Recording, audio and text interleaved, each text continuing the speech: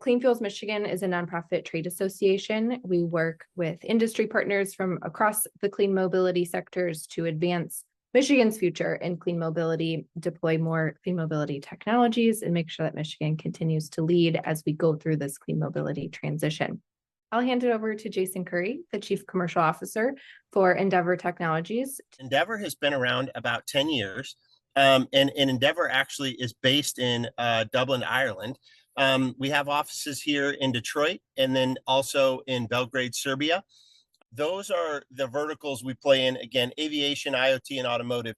And what we do is we actually have what we call agents. They're very small, lightweight pieces of software. What those agents do is they basically sit out and measure connectivity.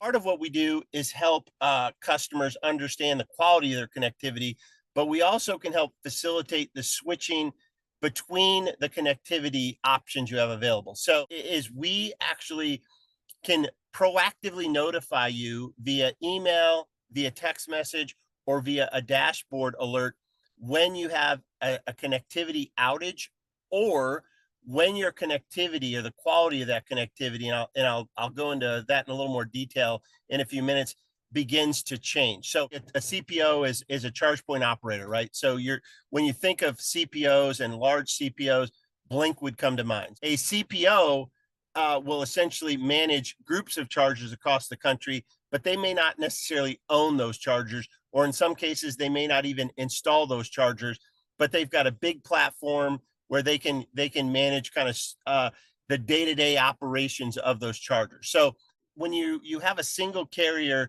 and you don't think ahead in terms of charger location placement, or you don't think ahead maybe of potential outages, it really is putting a lot of CPOs in a pretty tough spot. And then low quality modems.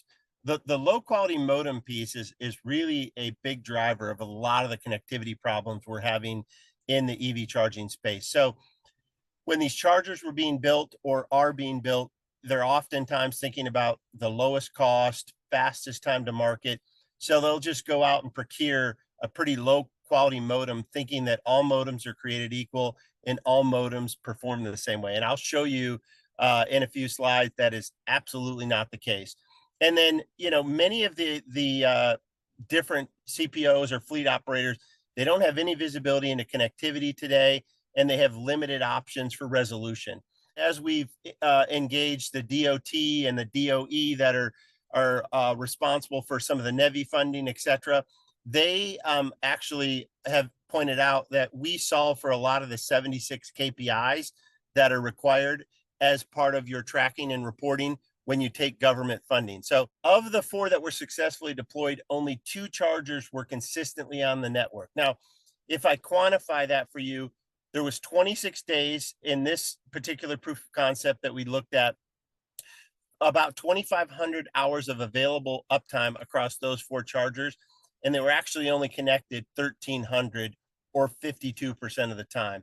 Generally, a static IoT device will only reset maybe once a month. If you see it reset more than once a week, it's very unusual. We quickly identified that these particular chargers were shipped from the manufacturer pre-programmed to reset 16 times a day. And the CPO actually didn't even know that the charging provider or the modem provider had preset them to reset 16 times a day. And even the 2 chargers that were side by side in location 1 and 2, they had uniquely different network experiences in terms of the amount of time where they had poor connectivity versus the amount of time where there was acceptable or excellent connectivity. So when you see data like this, it gives the CPO the power to go back and work with either the modem provider or the hardware provider, or to work with their cellular provider. And if you go to the next slide, you can kind of take it one step further. This is actually the amount of times those chargers were switching between cell sites. So this takes it from I have a connectivity problem to I have a hardware problem, and that hardware problem needs to be investigated. The CPO was able to learn they had an issue with their device. The issue was driven at the factory level by settings they weren't aware of. And they were able to take our, hard data that we provided back to their charging manufacturer. They worked on firmware upgrades. They worked on, some reconfiguration, and they were able to make some changes to improve the network experience. Now, we also kind of cumulatively roll that up for dashboards, so you can go in each day and look at the overall health of your chargers. This can be integrated into an existing platform. You can look by geographic area. You can actually look down to the cell site level. We can carve this up and present it any way, a CPO or a fleet manager might want it. We basically have 4 different options in the market. So for the EV startups and for those who might want the comprehensive solution, we have a platform called Connect. And basically Connect is a connectivity management platform where we've integrated in our alerting and our monitoring, and you have access to 5 different wireless carriers. Connect platform with the power of Inspire gives you the power to manage connectivity for all of your chargers with multiple carriers, and have the same monitoring and alerting and proactive management that I mentioned before. This is kind of the full solution that we offer.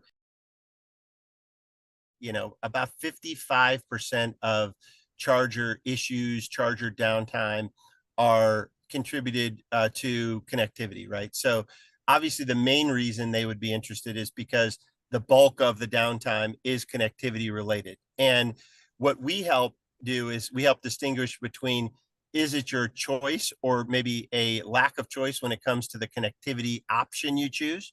Or is it the device that you've chosen? And we give you actionable ways to address either of those 2 problems. When a startup is receiving funding, right, that they need to be wise about the way they approach their choice of connectivity and wise about their approach to selecting hardware, so they can out of the gate have success and maximize their uptime. I think what we all want here is we want more customers driving EVs. We want more customers feeling comfortable that they're going to have, charging stations that work when they pull up, and that they feel comfortable going anywhere at any time.